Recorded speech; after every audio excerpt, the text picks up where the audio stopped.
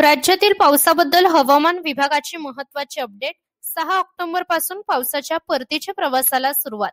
महाराष्ट्रात यंदाचा पाऊस अपेक्षेपेक्षा जास्त लांबला आहे.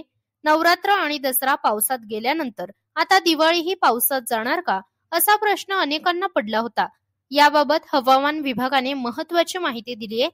ज्येष्ठ हवामान शास्त्रज्ञ कृष्णानंद होसाळीकर यांनी सांगितले की 6 ते 8 ऑक्टोबर दरम्यान राज्यात हलक्या ते मध्यम पावसाचा अंदाज आहे. यानंतर मान्सून परतीचा प्रवास सुरू होईल. तर 12 ऑक्टोबर नंतर महाराष्ट्रातून मान्सून पूर्णपणे माघार घेईल, अशी माहिती त्यांनी दिली आहे. त्यामुळे दिवाळी पावसाशिवाय साजरी करता येणार आहे. दरम्यान पुढील काही दिवसात विदर्भ, मराठवाडा आणि मध्य महाराष्ट्रात थोड्या सरींची शक्यता वर्तवण्यात आली आहे.